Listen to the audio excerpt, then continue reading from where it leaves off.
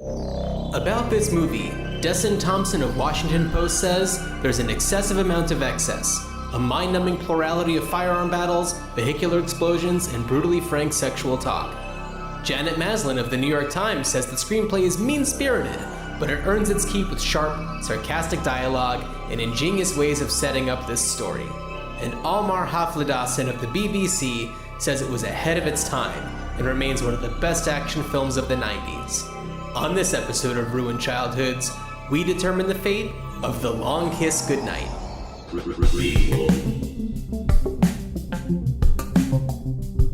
Sequel. Reboot. Which one will it be?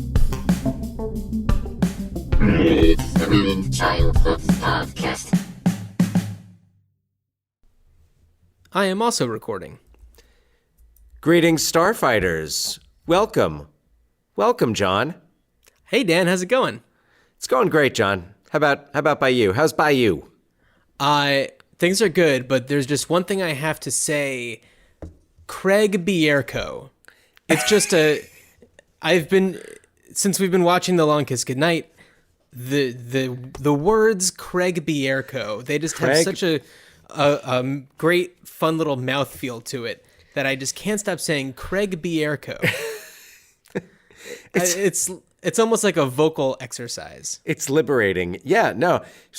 Craig Bierko, Craig Bierko, Craig Bierko, Craig Bierko. You sound like just John Malkovich right there. Malkovich. I sound like Aunt Rhoda doing John Malkovich. Oh, jeez. Very inside joke. So shout out to Aunt Rhoda. I am good. I've got like the day we're recording this on a Saturday. I have like a full day completely to myself. The wife and the kid are away for the weekend, and I tried really hard to sleep in this morning. My brain is wired to get up at 6 o'clock no matter what. So hopefully tomorrow morning will be a little bit different, but we're recording this during the daytime, which is fun, which means that I'm not completely fizzled out. We're drinking coffee. It's a rare treat. We're getting this happening, daytime styles. That's really midday, Midday. Another great word combo that I like is midday cannoli. Don't look at me like I'm crazy. We're talking midday cannoli. We're talking about word combos that have. Is that the newest Got It episode? No, although there is a new episode of Got It up today. I noticed. I was like, oh, Jon has been industrious this morning. I went to the coffee shop. I sat down. I edited an episode of one of my other podcasts, Got It, and did a little bit of work. I put together the episode artwork for this show that we're doing right now. I always love doing that in public. Like if I'm at a coffee shop, I like to do the episode artwork because then if somebody like walks by or like sees over my shoulder, they're just like, why is he photoshopping pictures from Weekend at Bernie's? And I'll be like, John none of Ashton? your business. Yes. Well, that's the thing is it's not. Did you see the episode artwork for Beverly Hills Cop? Or I was thinking Midnight Run. Oh, Midnight Run. Is he in the episode artwork for Midnight Run? I don't. He is not, but Gerald Ford is. I did. Yes, I saw that. Yes. I saw that. And okay, that was why I thought John Ashton was in there. So anyway, I've got the place to myself. And last night I decided I'm going to put something on that I can put on at like full volume and enjoy a nice movie as loud as I want it. And I'm not waking up any kids. Yeah, you're giving me the thumbs up. It is so liberating. It is so great. So I have been a television producer, so I'm in the Producers Guild for people listening. Dan, you already know that. So I get screeners from the movies that have come out over the past year that are up for awards, potentially. And I had the screener for Rocket Man. I haven't gotten any other I haven't gotten any action movies or anything yet. I was put on just Rocket imagining. Man. Sorry, John. I was just imagining you turning on like "Won't You Be My Neighbor" "Beautiful Day in the Neighborhood" and just cranking it all the way. I'm sorry. Which one is the documentary and which one is the new one with Tom Hanks? I have no idea. Okay. But anyway, whichever one the new one with Tom Hanks is. I essentially held up Rocket Man and then like the Peanut Butter Falcon, and I was like, I'm gonna want to pump up the jams on Rocket Man, and I really enjoyed it. It was great. You enjoyed Rocket Man? Yeah, it was wonderful. So did I mention it after I saw it? I don't recall. I think possibly. I don't know. I saw it back, back in the spring, and just I really enjoyed it. And if I didn't say it then, I'll say it now. Really appreciate how the screenwriters, the producers, whoever's had this concept, but making it a musical and taking the form of a musical, which already demands that the audience suspends disbelief, you allow the story to kind of embellish some things rather than others. And I think it's somewhere where Bohemian Rhapsody kind of caught some flack, and maybe had Bohemian Rhapsody been made as a musical, the lapses in historical accuracy and what was focused on, what wasn't, could be forgiven because, hey, it's a musical, it's a fantasy. Well, I mean, along those lines, I don't know if I would necessarily agree because Elton John as a person is this, flamboyant, musical of a person. And which Freddie Mercury wasn't. No, but it's not a Freddie Mercury movie. It's a Queen movie. Oh, that's Whereas true. Freddie Mercury was definitely a flamboyant person, but like the other guys in the band weren't. And even though it focused heavily on him, it was still a Queen movie. If it was specifically a Freddie Mercury movie, then yeah, I could see where you're coming from. You know what I mean? Fair point. Fair point. But let's talk about a movie that is in no way... Well, I don't know. There's a lot of Christmas music in it, so I couldn't say it's not a musical necessarily. And there's some singing. There is some singing. Put my keys in my right pocket. Put my gun in the left. I don't know if that was an exact quote. The Long Kiss Goodnight. Yes. What a fun movie. I've always thought that it was a fun movie. I don't know. I look back on it with high praise always. I watched it just the other day, and I maybe thought a little bit differently about it than I did, when I first saw it. Really? But I think that just goes with the changing times and what we expect now from visual effects. Oh, yeah, okay. Yeah. So, Dan, what are your thoughts about The Long Kiss Goodnight? And in that, I guess in that regard, almost not quite countering that, but to me, I found it, in terms of the action sequences, refreshing in that it was like that old school, like you really felt like that was a car crashing through that snowbank, and it went going in slow motion, and so many wonderful action sequences that are just like tangible, and they're like just within the bounds of believability. Whereas like modern, I find like most current action films to just be like over stylized, and it's like the camera is moving so that you can't tell that the actors like can't fight. And like older action movies, it's almost the camera's more static and the action is happening around the camera. Huh. Okay. So whereas, and I felt this, I want to say I could tag it down to like the first time I really felt this way about like contemporary action movies was 2007's Transformers. Okay. Where I was like, could the camera stop spinning so I could see what's happening? Like all I can see is color. Well, that's kind of how I feel about movies like the Bourne movies, which we'll talk about for sure later in this episode, and like the Taken movies, because all of that is everything is so the shots are very tight when they're in fight sequences, and I think that a lot of it's to, you know, give you the feeling of the excitement and the adrenaline and everything, but I think a lot of it's also like Liam Neeson isn't as good of a fighter as he probably once was. Or like, this is not Darkman Liam Neeson. Correct. Yes, So this is not even Schindler's List Liam Neeson. Yeah. Not that he did fighting in that, really. But he kicked some ass. I mean, he fought. And he took names. He did. Oh, wow. Okay. Well done, and I think respectful.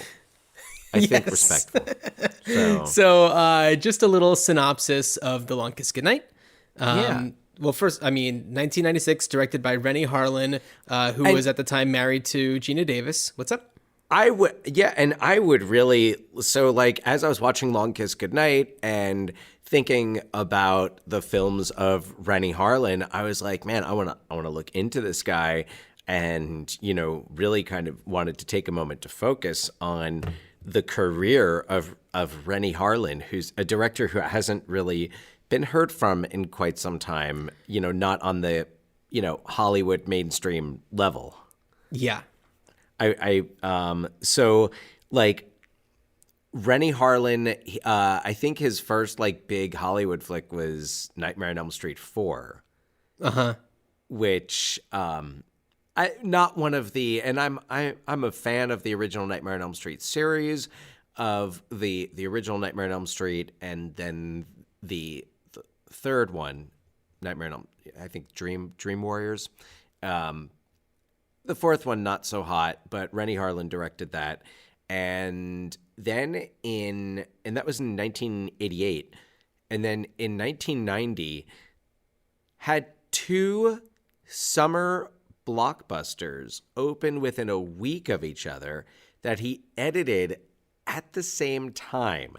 It's crazy. One of them being Die Hard 2, Die Harder. So one of the most hotly anticipated sequels, and the other being The Adventures of Ford Fairlane. Right. With Andrew Dice Clay, which didn't do as well as Die Hard 2, but I remember I saw both of those in the theater too. And, you know, another story for another time. But probably not Ford Fairlane, but probably not Ford Fairlane. Westfield Rialto. You know who I went with to see that? Kenny Lawson. Wow, that's a name I haven't heard in a long time. And for our listeners, probably a name you've never heard. No, unless you know someone named, I don't know, Kenny Lawson. But if you're not Kenny Lawson from Linden, New Jersey, then you're not the Kenny Lawson who went with me to see Ford Fairlane, which, you know, when you're 12, 13 is hilarious. Also, when it's 1990. When you rewatch it in the post 2000s, it is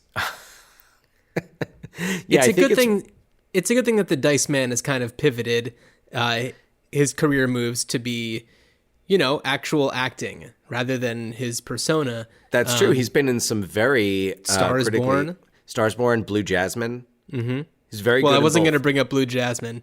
But, well, look, the Dice. God, But sadly, in terms of acting, in could, terms of just acting, yes. But sadly, in terms of Blue Jasmine, we could like more respectfully bring up Dice. So that's true. So Renny Harlin, yes, he definitely made his mark.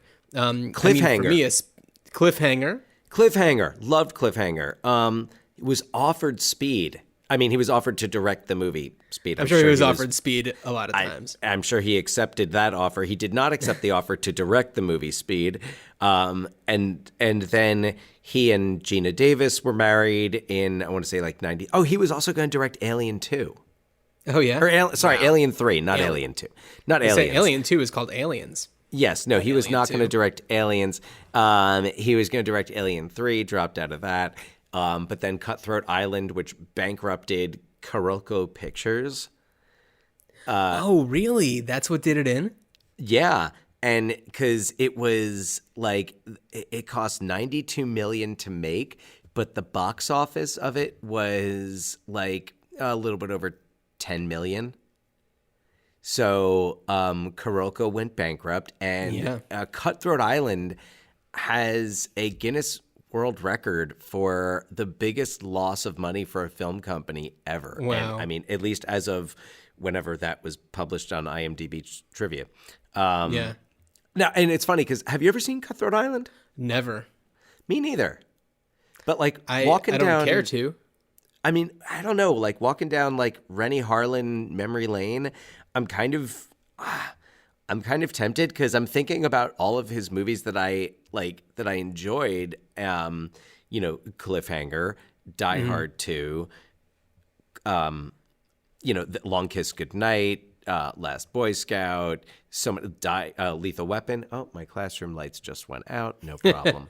He was offered Goldeneye. He turned down Goldeneye because he felt he had directed enough sequels. Oh, I feel like Bond movies, and also Goldeneye was kind of rebooting because that was Pierce Brosnan's first, right? Yeah. So I don't know if I technically call that as much of a sequel as like Die Hard 2 would be a sequel. Right. I agree with that assessment completely. However, things worked out the way that they did, and I thought Goldeneye. And he hasn't been seen or heard from again. Well, no, because he live in did China because he's.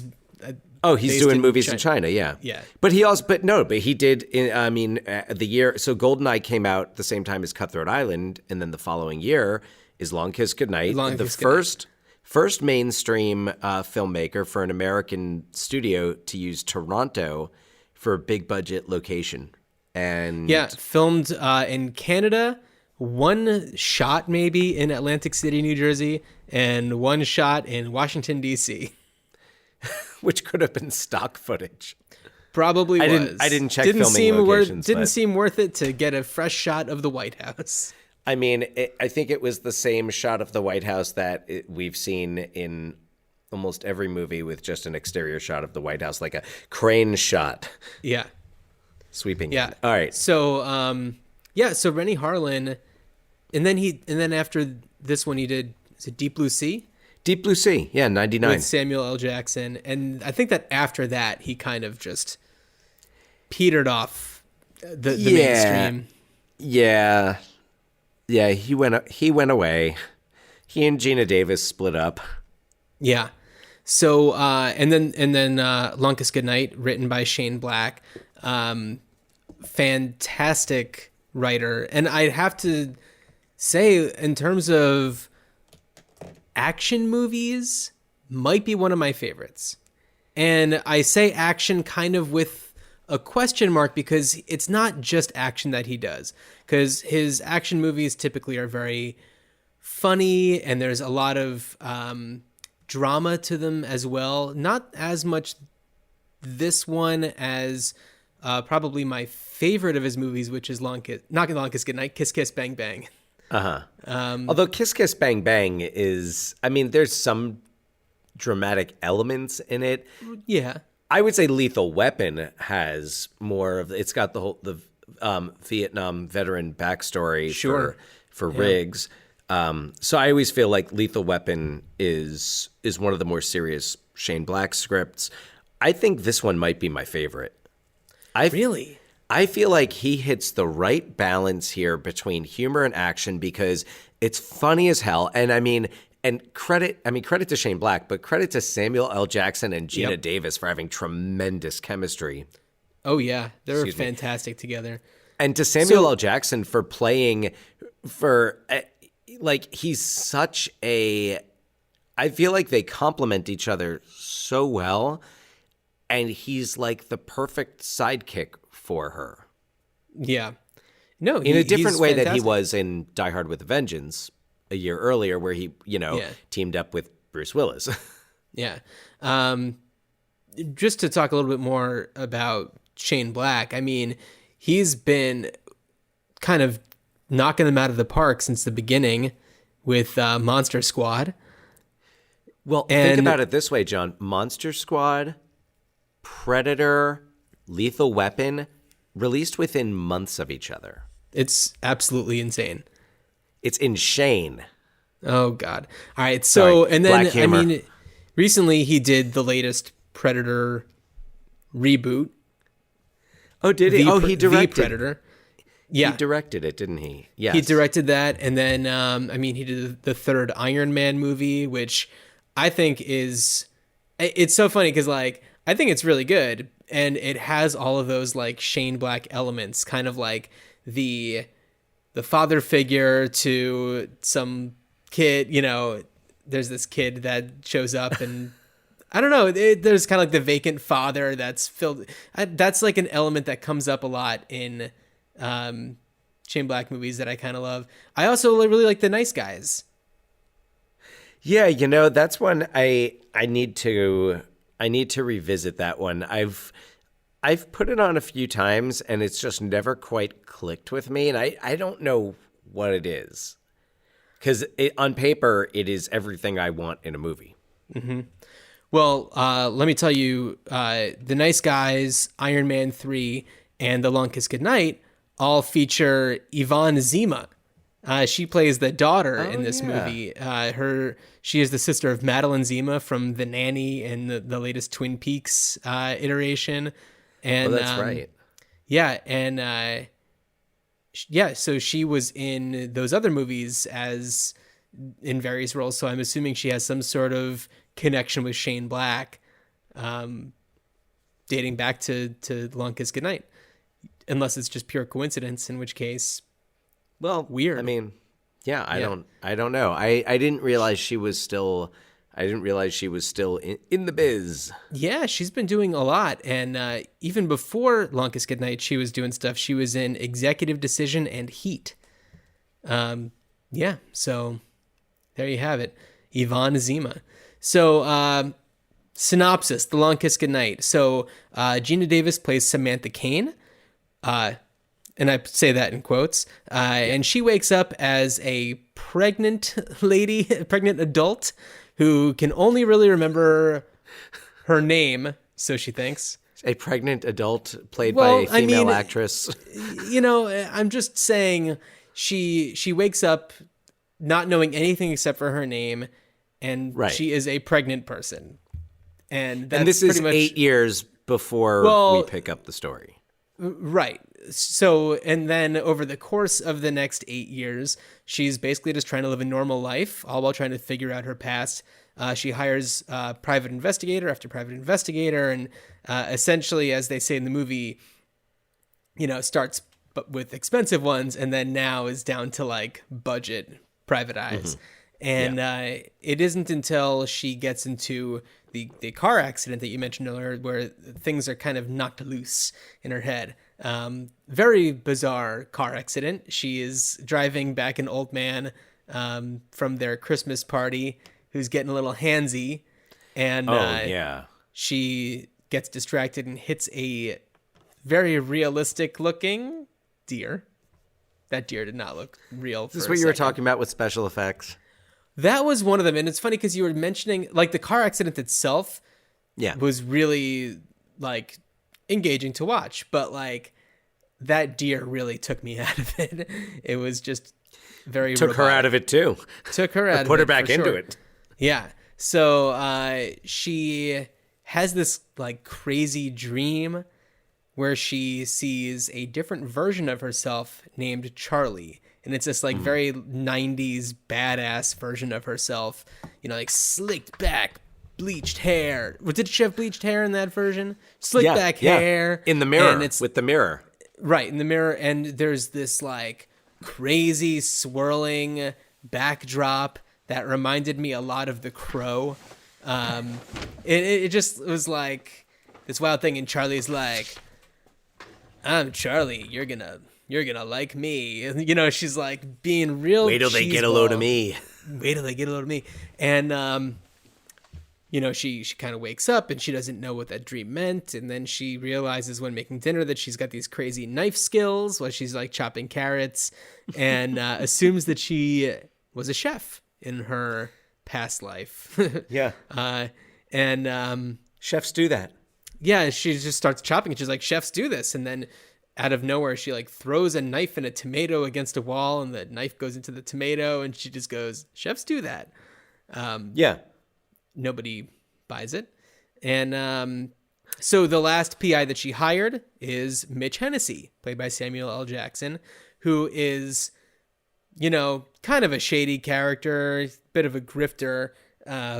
He does this private eye thing, but also kind of extorts rich people for money, kind of entrapping them into a prostitution situation. And so he's a slime ball. Yeah. I mean, he's done time. He's been in prison. Right. Yeah. And his ex won't let him see his kid. True. There's a backstory about that is not in the final draft of the screenplay. Interesting. Yeah, apparently. So the story is that when Mitch was in prison, he was gang raped. And because of that, his ex won't let him around their son. Wow. Yeah, I mean, I do feel like that's excessive. I think that her just kind of feeling like, hey, you're not a good influence on him. Totally. It works. Right. I mean, there's this scene towards the beginning where he tries to give his kid a toy and, he's like, my mom won't let me keep it because she assumes that everything that he gives the kid is stolen. And it's a pretty heartbreaking moment because it's just like he just really wants to be a dad to his kid and he's not allowed.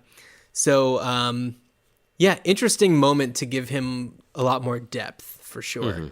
Yeah. So, at the same time that she has kind of her memory jogged a little bit, that's when Mitch's assistant finds out about a postcard that gives a little bit more information about Samantha Kane.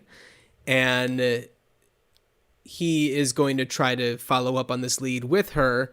But at the same time, she ends up on TV because she was Mrs. Claus in a Christmas parade. And everybody's talking about hot Mrs. Claus. Yeah. And this crazy psychoptic prisoner that's like in a weird empty room in a prison. Like watching a TV that's in a cage. Yeah. Watching a TV that's in a cage and he's all by himself and it's like dark and weird. And he starts like flipping out because he sees this really weird news report that won't get over how hot this Mrs. Claus is. It was a weird news report. Well, it's kind of like, I guess because he's in prison. He's at the, Jersey Correctional Facility, not even New Jersey. I noticed that too. I was like, Jersey? They couldn't get the rights for New Jerszy. Yeah, it's very Jersey of that correctional facility. Just call itself the Jersey Correctional Facility. Although, they're very, all the license plates are, I know they shot it in Toronto, but, they use accurate Jersey license plates. Well, good on them.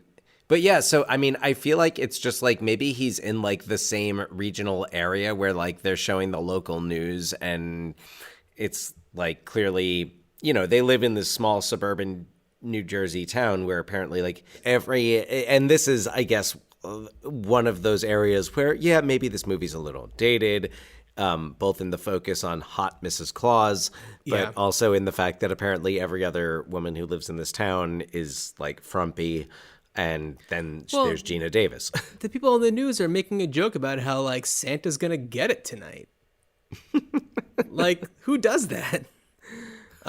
Who says that? Who says that? So anyway, I forgot that detail. I watched half of the movie a few nights ago and then finished it up this morning. So some of it is, and I was exhausted when I watched the first half a few nights ago. So, all right. So this prisoner with one eye somehow escapes from prison and connects with the other league of bad guys.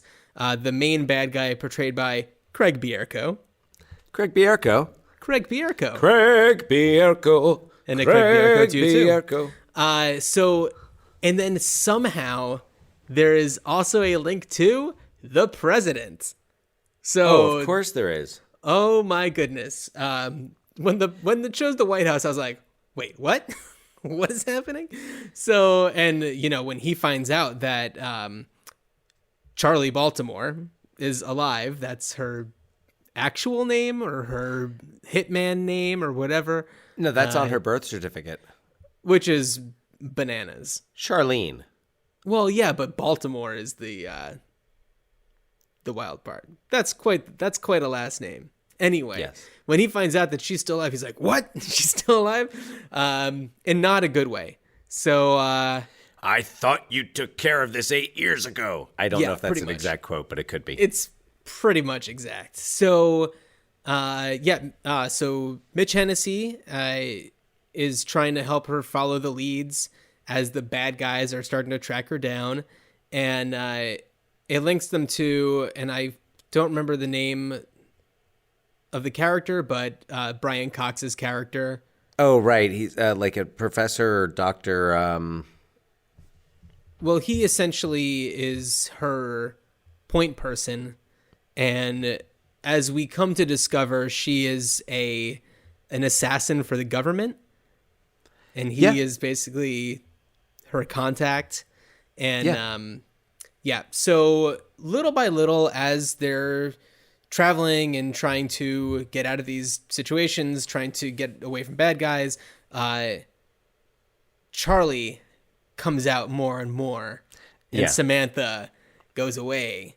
And you see it mostly happening when she discovers a disassembled sniper rifle in her suitcase that made me question, did she not ever question why her empty suitcase was so heavy all these years?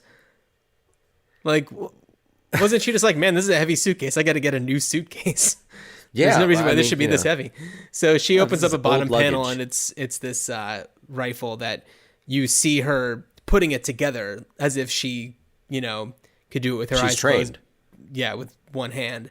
And Yeah. and we discover that Samantha Kane was one of her aliases, and things blow up, people die, the kid gets kidnapped. I'm just speeding through the rest here. We discover that Craig Bierko is the kid's father. More people die.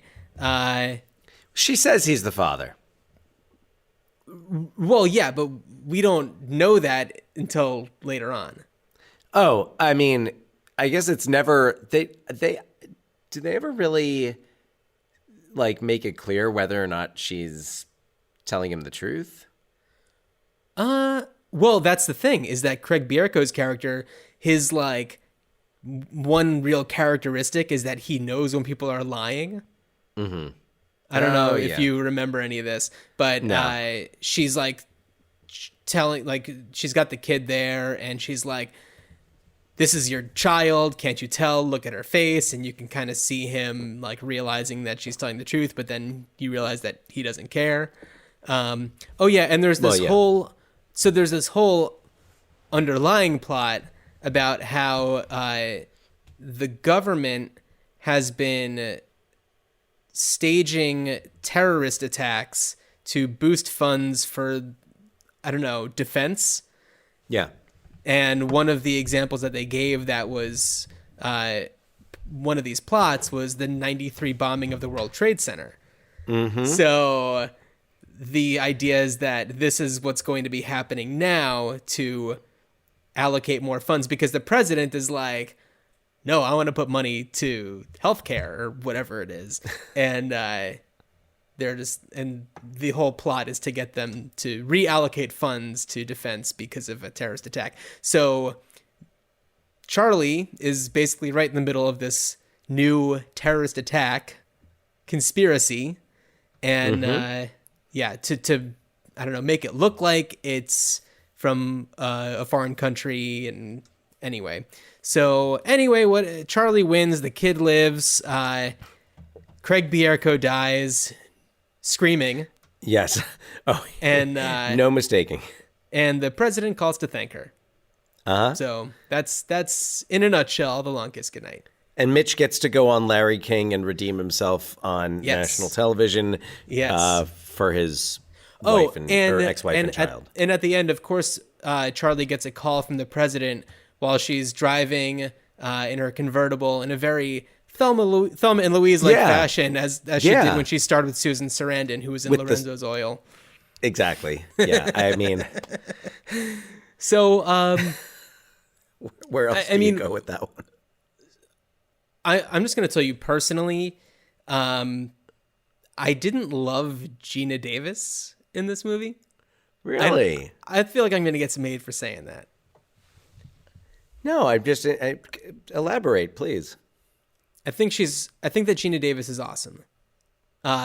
She kills it in Beetlejuice, League of Their Own. Like so many of her movies, she's spot on in. Transylvania 65000. I mean, from the very beginning, she was in huge movie after huge movie. Like her first movie was Tootsie. Yeah. And then essentially right after that, she started as pretty much starring in movies. Earth Girls Are Easy. Then she was in The Fly. Like it was just Accidental Tourist. She won an Oscar. Yeah, absolutely. Like she came out swinging and she just started killing it one Fletch. after another. She is in Fletch. She is in Fletch. I think that was her second movie. And and she's just so tremendous. But I felt like action wasn't really the best place for her. I don't know. And maybe it's working with her then husband, because clearly things didn't work as great for Cutthroat Island. But I mean, I don't know. I don't know if maybe there was too much to put on her for this. That, I don't know, it just didn't feel like she was comfortable doing this. It felt too much like she was like really pretending to be badass when she should have just been badass. I'm going to respectfully disagree. I think she's plenty badass. Look, is she Angela Bassett? Like, could Angela Bassett have, especially 1996? Imagine Angela Bassett in that role. Okay.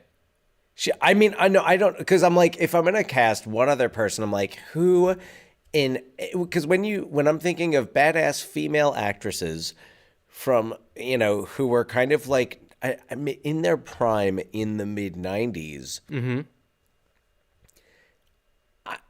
Angela Bassett's kind of the first that comes to mind. I mean, Strange Days in 95, What's Love Got to Do with It in 93. Yeah. She's pretty badass in that. So, like, is that, who are you thinking would be a more appropriate? Let's start with You're talking 1996?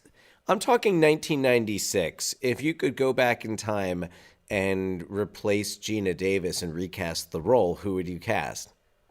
Pop quiz, hotshot. Well, that's interesting because you get the idea that she's around 35 at the time. She doesn't know because, there's this narration at the beginning where she's like, I look in the mirror and try to figure out how old I am. And I want to say I'm probably around 35. So thinking about actresses who were around 35 at the time. So I think at one point you do see an ID for her that has her date of birth as like 1962 or somewhere around that. So she's in her mid 30s. Yeah. I mean, Halle Berry, I think, would have been a cool choice. Yeah, see, I'm thinking of people who I'm just like, no, they'd probably be too young at that point. Like your Angelina Jolie's and things like that. Which she kind of, Mr. and Mrs. Smith is. Right, but it wasn't not at that point. No. That was several years later. Yeah. It's like 10 years later. Yeah, that's true. Yeah.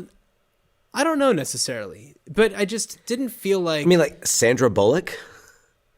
Too young at the time. Yeah.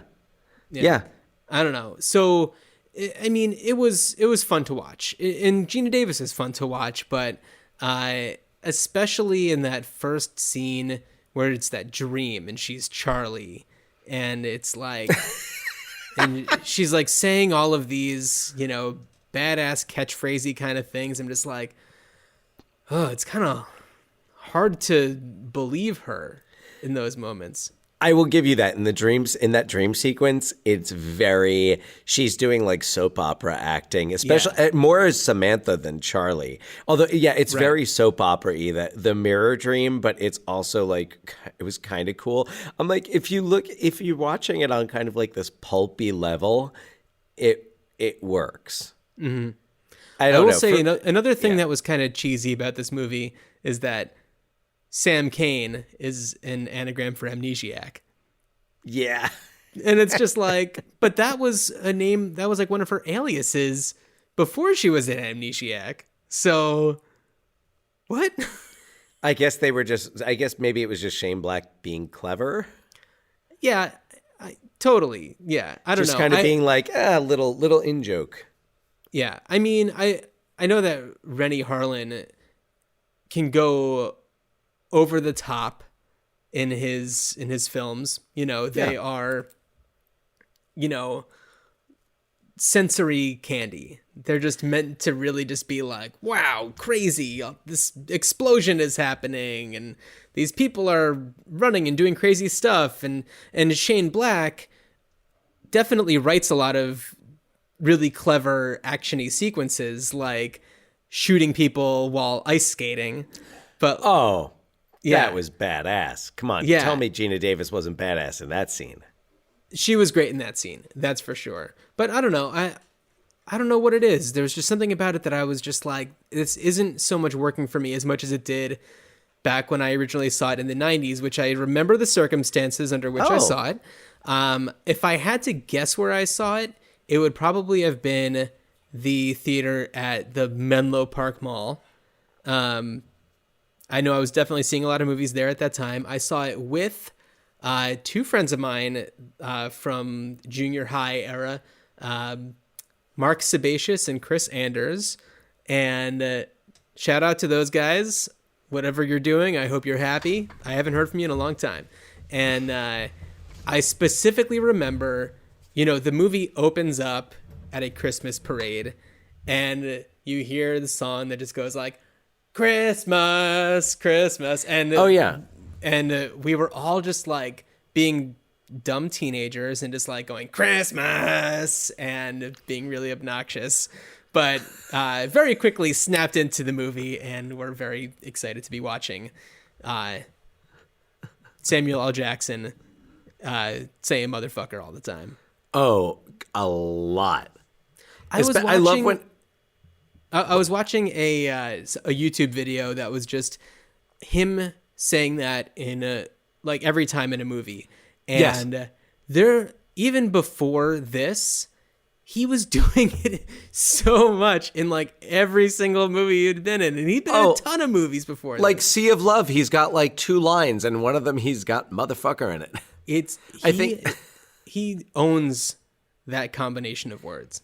He really does. I grant Samuel L. Jackson owns motherfucker. Arnold Schwarzenegger owns bullshit. This is bullshit. Bullshit. I love how he says bullshit. No one says it better than Arnold. Hey, well, money talks and bullshit walks. So, well, twins. So, Dan, do you remember the circumstances under which you saw this movie? I don't. So this would have been fall of 1996. It would have been my sophomore year of college. And so I was living down on campus in New Brunswick at Rutgers University. I can't say for sure that I didn't see this in the theater, but I don't have a ticket stub from it. And I'm trying to think, like, the movies that I was seeing in 1996, because I was in like acting school, it was a lot of the, like I saw Secrets and Lies in the theater. Right. A Mike Lee, drama. I remember seeing The English Patient in a preview screening and the projector broke. So it was like a 5-hour experience of The English Patient. Which needs never be repeated. But I'm pretty sure like Long Kiss Goodnight, that was probably a blockbuster night. Yeah, right. That was probably just a rental. I couldn't tell you the first time I saw it, who I saw it with. I may very well have seen it in the theater. I may very well have seen it at the Menlo Park Theater, because that was where I saw a lot of movies at that time. I didn't see it when you saw it at the Menlo Park Theater because you would have been so annoyed. I would have yelled at you. I did at 2 old ladies who talked during another Renny Harlin movie, Die Hard 2, which I also saw with Kenny Lawson. at the Linden Movie Theater. Who was in Nick Nolte? Who was in Nick Nolte? What? No. Sorry. He was in Nothing with Nick Nolte. Did you see Susan Sarandon bumped her head and got a concussion? I did not see that. She had a little Hopefully slip it's and not a fall. Lorenzo's Oil situation. I hope not. I mean, that's usually how, it's something innocuous like a little slip, and next thing you know, Lorenzo's Oil. I have no other Lorenzo's Oil connections today. I'm like, how is Samuel L. Jackson, who has been in like every movie, he's in every franchise, he's in, so let's see how many like franchises / cinematic universes he exists in. Star Wars, Avengers, the new Monsterverse. He was in Kong Skull Island. Oh, right, yeah. That movie was so good. What about that? Was a great movie. Yeah. It was a lot of fun. I wish I had seen that in the theater. It was great. Yeah. I'm trying to what are the other because I mean the Tarantino universe. verse, yeah. Yeah. Big time. He's dating all back a long time ago. I mean, he's in True Romance. He's in True Romance, yeah. Yeah. He pops up in that Coming to America. Maybe He's in they'll Coming bring to him back America. for this. That's right. He robs the McDowells. Yeah. That's right. Yeah. Wow. But yeah, I mean, Jungle Fever, he's amazing. Did you ever see Jungle Fever? Long time ago, yeah. Yeah, Wesley Snipes, Annabella Sciorra. So Great movie. Samuel L. Jackson's amazing in it. So you touched upon the Marvel Cinematic Universe, and I want to briefly mention another movie that I watched yesterday with the volume up very loud, Captain Marvel, which has a lot of similarities to this in that, it's somebody who kind of wakes up out of nowhere and they are an adult person. She's not pregnant, but doesn't know anything about their past, and things come to light while traveling around with Samuel L. Jackson. who's kind of the witless accomplice, almost or not accomplice, but the yeah, well, I mean, helper. Yeah, And, well, he's. I mean, no, not to say he's the witless accomplice, but he's just kind of like he's the guy who thought he knew what was going on until he meets this person, and then he realizes, man, nothing is. What I don't know anything exactly. Yeah.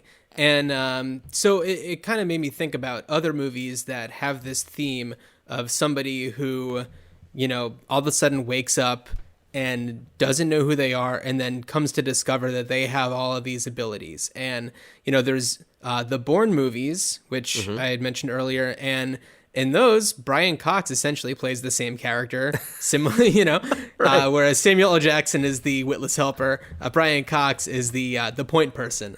And and that's kind of a weird, fun connection to make. You have to wonder if there's a Brian Cox universe of assassins who, get a bump on the head and forget who they are. Like, is one of his alias, is one of his like code names Stryker? Can we connect X-Men Marvel universe? Yeah. Well, that's a different Marvel universe.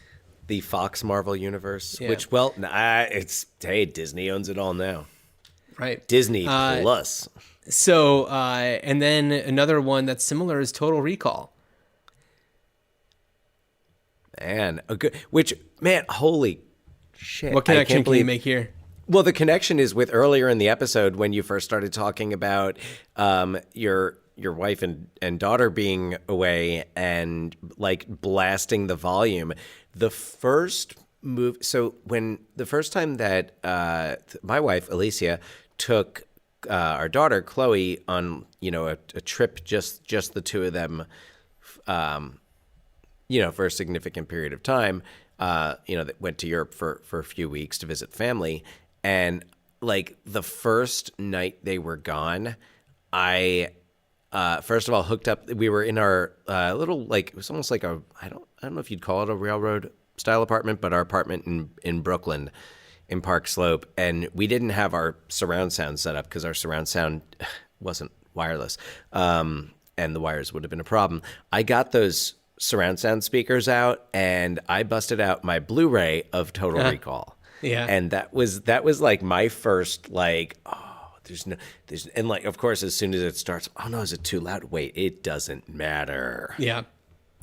Yeah, I had a moment where I was like, am I blasting this way too loud? Like, is the person who shares the wall with my, TV or whatever, because I also have surround sound, so I wanted to take advantage of that. And then I thought about all the times that she has like parties over the weekend where things get loud, and I'm just like, we cool. She can listen to Elton John music through the walls a little bit.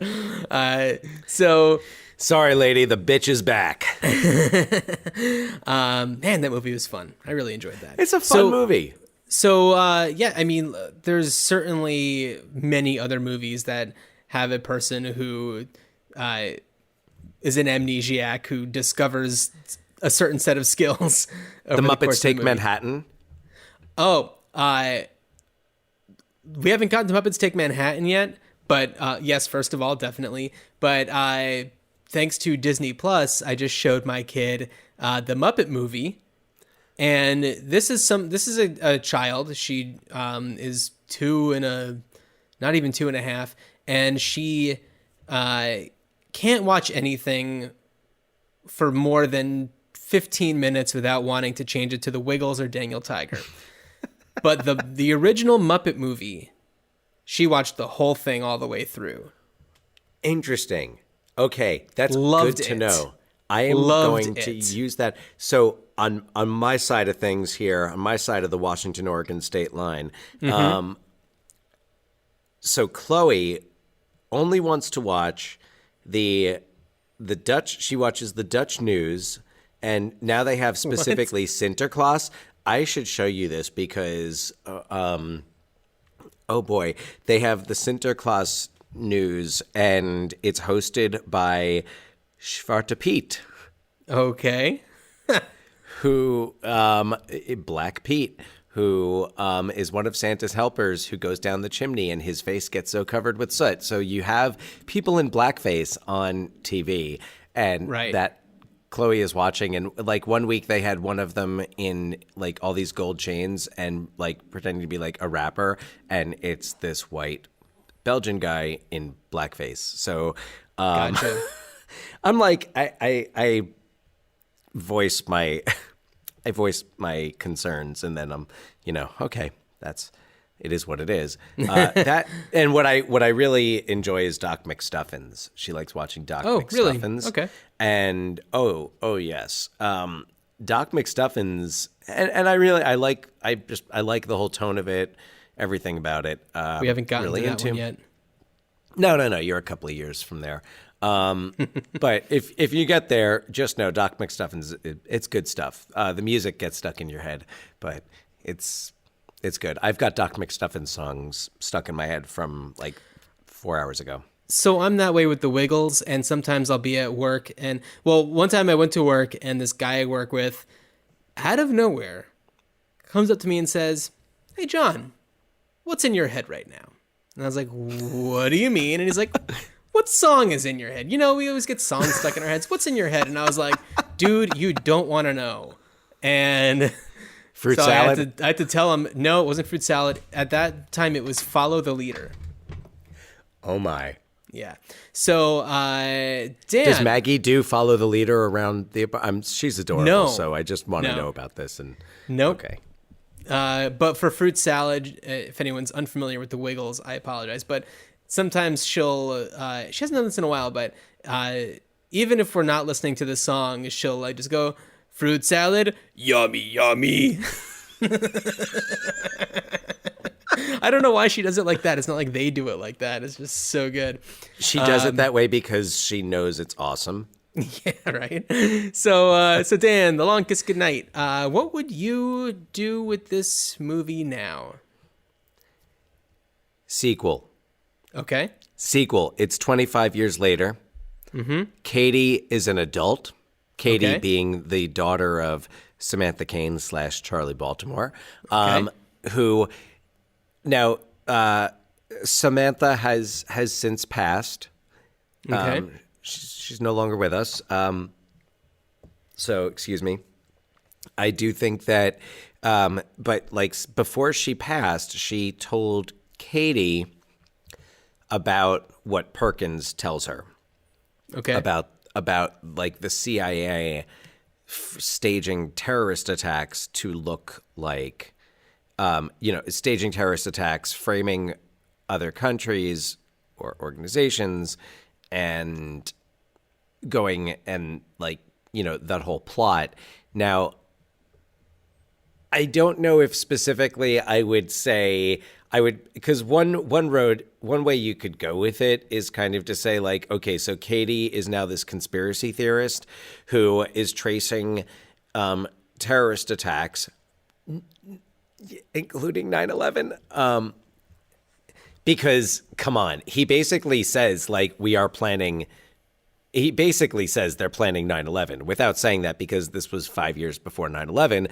But so she is this conspiracy theorist now she's connecting all of these terrorist attacks and, looking for evidence, always looking for evidence that the American government is somehow involved. Like she's tracing like, okay, so, the Department of Defense made this request to Congress for this much funding after this attack. And then what was funding like, before this attack? She's following it all. She's got all the strings going through her little, apartment.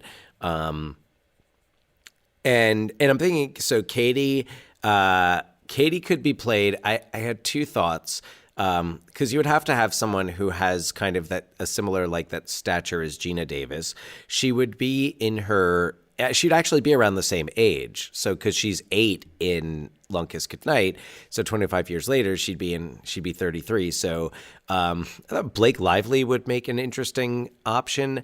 And the other name that popped into my head was Tatiana Maslany from Orphan Black, who she's got the action chops, and I think she's a great actress.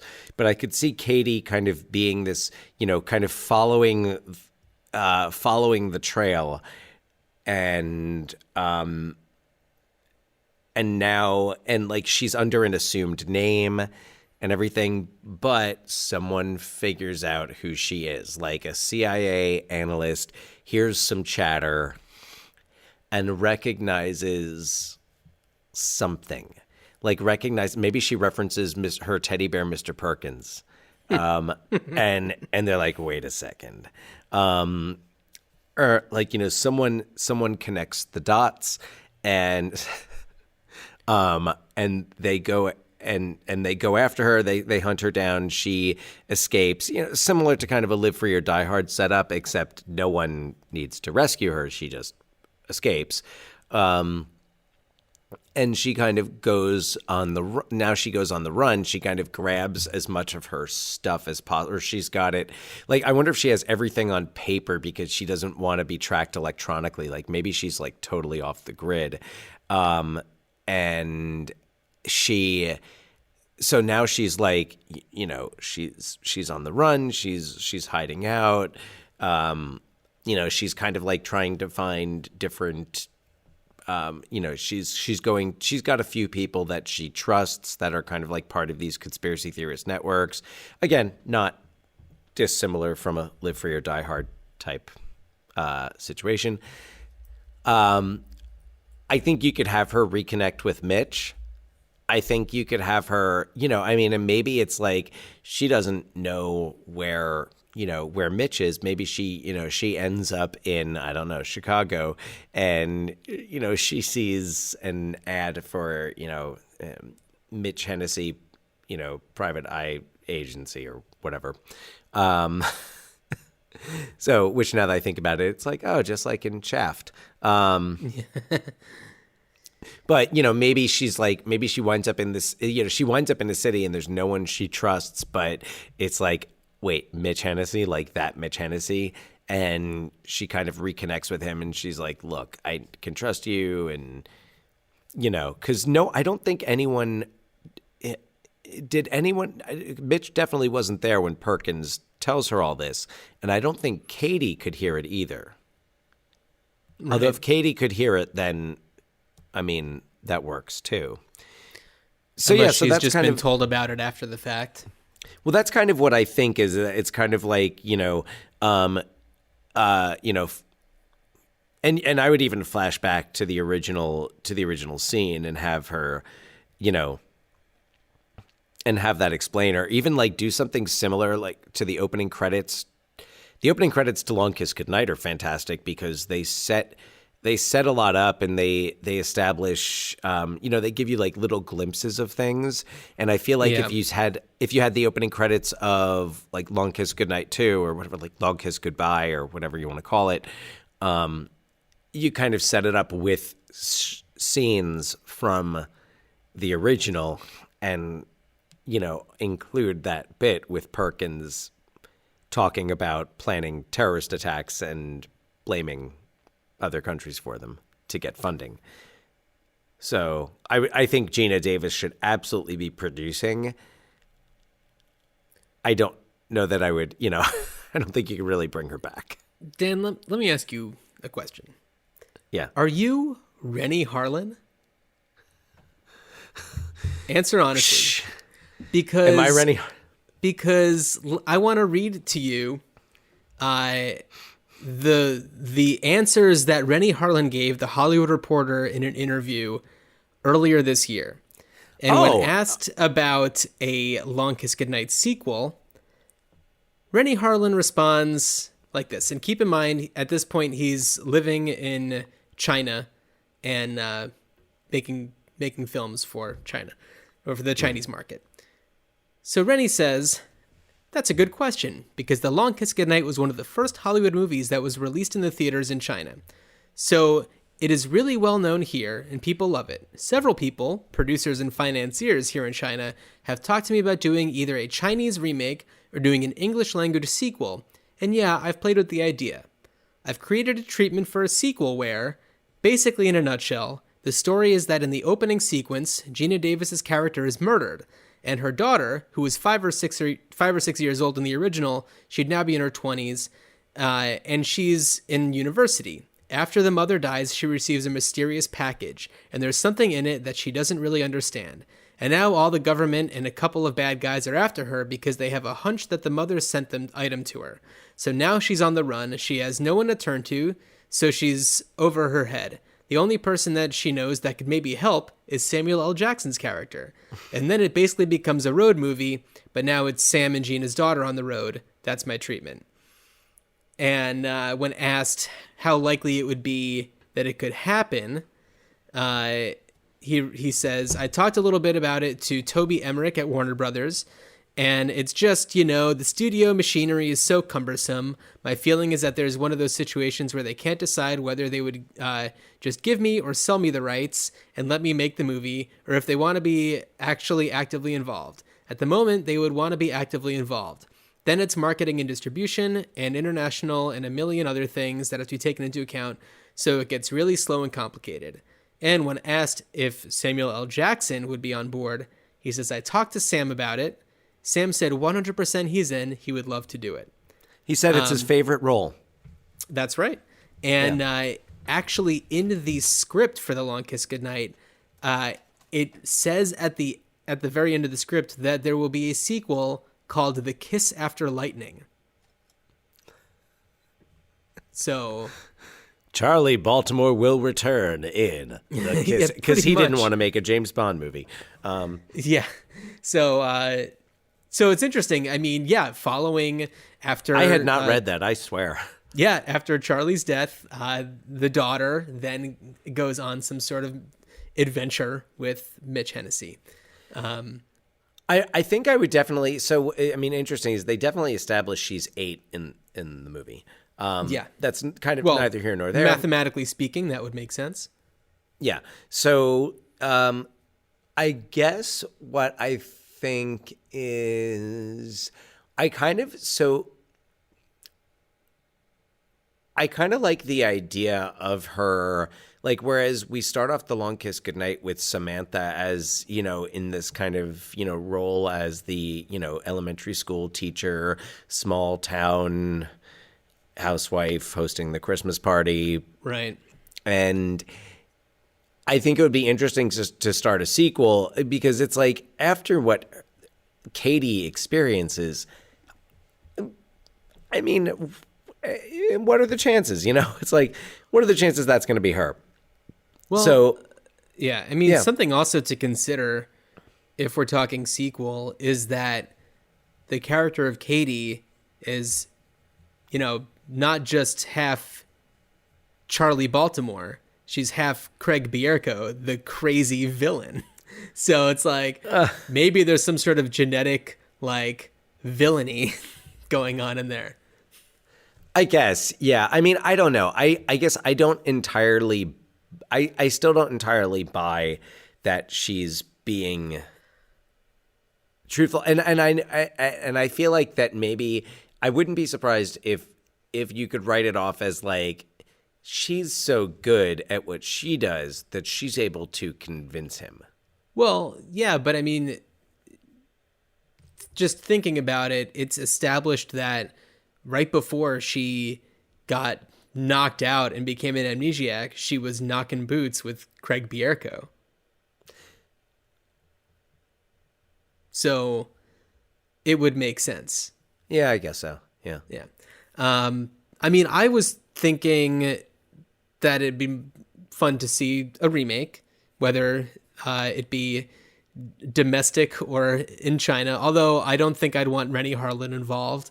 If it was going to be remade in China, I would actually want it to be, I'm inventing a new genre, assuming that time travel were possible. I think it should be pre-made by a late 90s, early 90s John Woo in China. Oh, man, John Woo. That'd be nuts. Yeah, but like that John Woo. John Woo. Not Mission Impossible 2 Woo. No, right.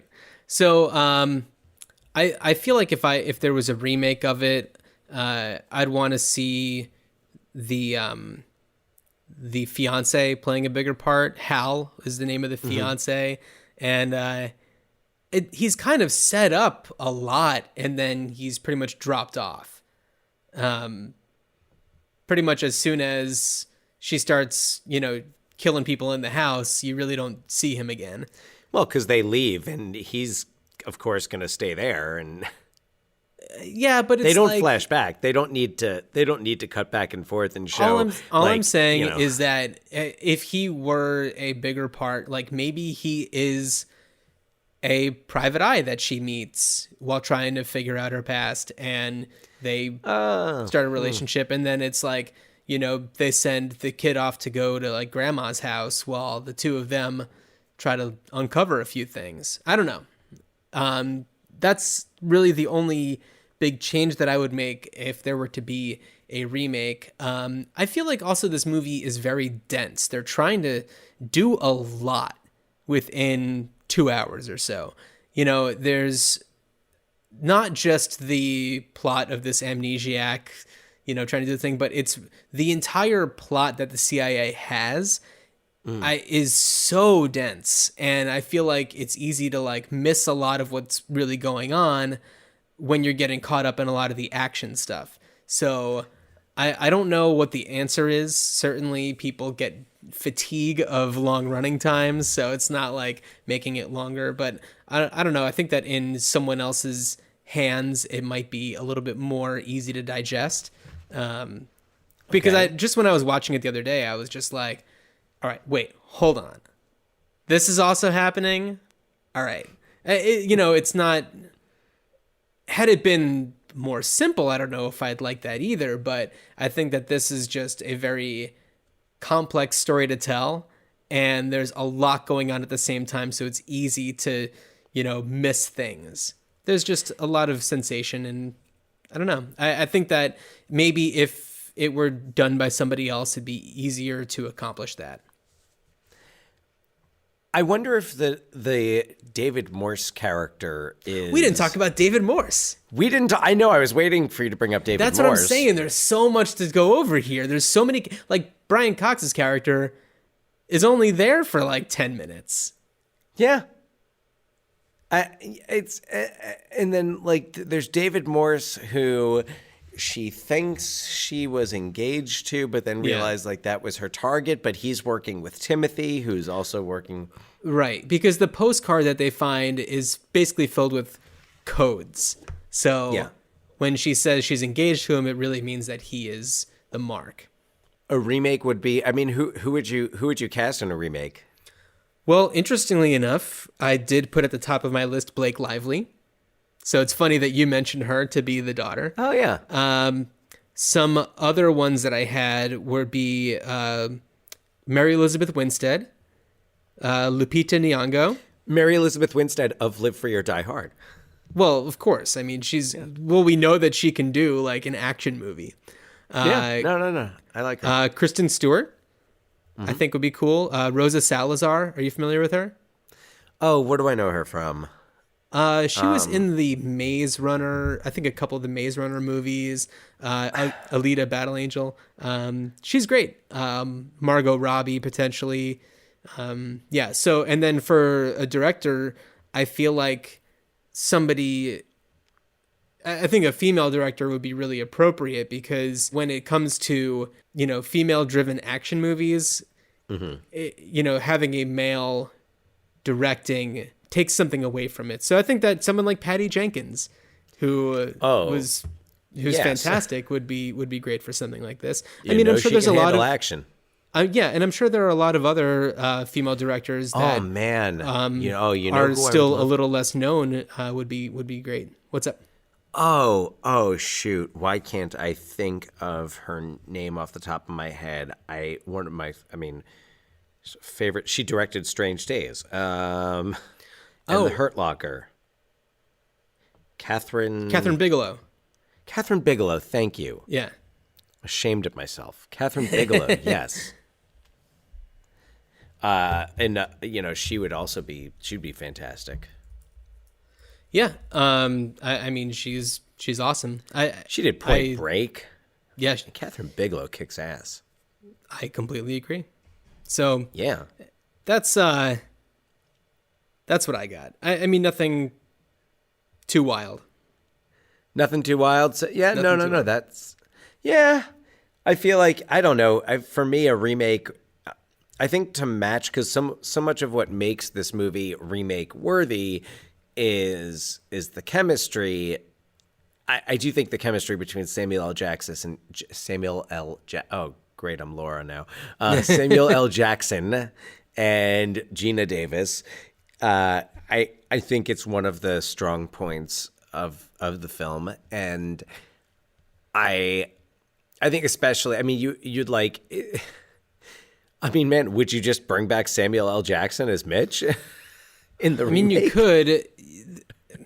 I think that's something that this movie had that, was used cleverly, was I don't know if I'd call it sexual tension, but she kind of uses sexuality to try to, get him to do things. And I don't think that that's necessary if, you're going to remake it. So I think that he could be a good Mitch Hennessy again. He's great. There's I also don't think it. Yeah, it's anyway. Sorry. Yeah, there's tons of great actors who could definitely play that role. Do I think that it's made better because Samuel L. Jackson is playing that part? Probably. He's great. We all know that Samuel L. Jackson is awesome. So, yeah, I guess the question is, why watch the remake in place of watching the original? Because if anybody's like me, they could watch this and be like, this is cheesy as hell. And I like the idea of it, but I don't like the way it's, carried out. And it's like true. You could just watch Captain Marvel and get exactly what we're talking about. Samuel L. Jackson and yeah, but he does not say motherfucker once in that. Well, what are you supposed to do? Disney. He kind of almost he says mother, they tease it. Implied. Yeah. It's implied. Yeah. I only know that because I watched it literally yesterday. But okay, I watched it on a plane. My feeling several months about ago. Samuel L. Jackson saying motherfucker is like, it's great when he does it. It's very satisfying, but it's not required. And I'm not upset if he doesn't say it. Oh, he is great regardless. Like, Samuel L. Jackson, I mean, I could think of so many great performances of his that aren't like Pulp Fiction. Yeah. And The Long Kiss Goodnight. Yeah. So, yeah. So, John, I guess we have nothing else to say about The Long Kiss Goodnight other than you're going remake, I'm going sequel. Another thing that I found cheesy about it is that the title of the movie is hinted at so many times. When they're in the hotel, Mitch is watching The Long Goodbye. Mm-hmm. They have I think it's when the radio is playing when Gina Davis is driving the old man home or something, but it's like some song that's like The Long Kiss something. And so it's like hinted at, and it's just like, really? I didn't catch that. I just caught The Long Goodbye, which I actually thought it was more of like an homage and saying like, yes, we acknowledge that the title of this is similar to The Long Goodbye, and it is meant to evoke that type of story. Possibly. I mean, could be it. It's a twist on that type of story. The femme fatale with amnesia who hires the private detective to find. Except this time, the femme fatale is like leading the charge and knows everything. What I'm saying is like, it's a lot of cheesy, winky wink references. Mm-hmm. You know, I enjoyed it. Let's talk about our next episode. I appreciate it. I didn't say I didn't enjoy it. No, I know. Yeah, I think I enjoyed it with less of a critical eye. Got it. Yeah. Next episode. So next episode we're doubling up on Shane Black, and and by the way, before we forget, we are 2 days away. If you're listening to this on its release day, on Tuesday, I can't think of the date, but happy Thanksgiving. Happy Thanksgiving, next week. Dan. It's this coming week. It is if you're listening to it on release day, it's 2 days. It could be today. If you're listening to this on Thanksgiving, happy Thanksgiving. And like, awesome. I hope you're listening to it with the whole family, because we didn't say motherfucker like 10 times. All families are different. Yeah. All right. So John, let's talk about the motherfucking movie we're going to talk about next week, and another Shane Black classic, questionable. We'll discuss The Last Boy Scout from 1991. Yeah, I'm excited. I'm excited too. Did not have any second thoughts about that at all. Cool. I mean, clearly we are big Shane Black fans, so yeah, let's stay aboard this train. Why not? Let's see the Shane train. The Shane train. Woo woo. Have a good journey on that Shane train. Train's leaving the station. Good journey. How come you college motherfuckers think y'all run everything? Motherfucker. What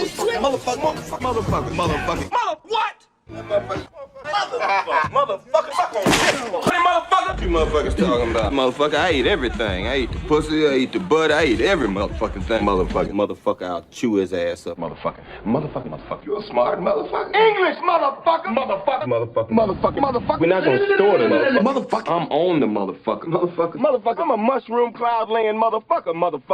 Ha. You're closed, motherfucker. Sewer rat may taste like pumpkin pie, but I never know, because I wouldn't eat the filthy motherfucker. Motherfucker. It's the one that says bad motherfucker. That's my bad motherfucker. Goddamn motherfucker. The racist motherfucker. Motherfucker. Just what he got out here. That's right, run, motherfucker. Motherfucker shit don't stink, mouseketeer looking motherfucker. Sit your motherfucking ass down. That motherfucker. Cause I'm a bad motherfucker. That's right! You can't kill me, motherfuckers! Bad motherfucker. Motherfuckers. Give me a motherfucking hug. Motherfucking this motherfucker. You a fine motherfucker. Motherfucker. You know all them motherfuckers is crooked as a barrel of snakes, motherfucker. Motherfucker hung up on me, motherfucker. Motherfucking. Freeze, motherfucker. No, motherfucker. Look at me when I'm talking to you, motherfucker. Motherfucker. I'm still alive, motherfucker! Motherfucker. God damn it! Waste the motherfuckers! Yeah, I said it. Waste the motherfuckers. Motherfucker. Freeze, motherfuckers! Disperse, motherfuckers! April Fool, motherfucker. You knockoff wearing motherfucker. Back up off the motherfucker. Our money. Off our money. Motherfucking. You still motherfucking cracker, you know that, right? Where's my motherfucking chemist? Rest in peace. Motherfucker. Taste the motherfucking rainbow! Motherfucker. You better leave, brother. Kiss my ass, brotherfucker. I have had it with these motherfucking snakes on this motherfucking plane. Motherfucker. Bad motherfucker. Motherfucking. I ain't trying to hurt no motherfucker. Police motherfucking brutality. Motherfucker. Do the math, motherfucker. Nigga, please. Can't be spooning with a motherfucker. Ooh, you dirty motherfucker. Let's go, motherfucker. I don't have x-ray vision, motherfucker. You thought I stole that, I told you this motherfucker was klepto, motherfucker. All kinds of motherfuckers. Motherfuckers. God, motherfucker. You motherfucker. These motherfuckers don't do shit, motherfucker. Oh, motherfucker. Booger eating, piss drinking motherfucker. God damn you motherfucker. This motherfucker. You gotta cock it, motherfucker.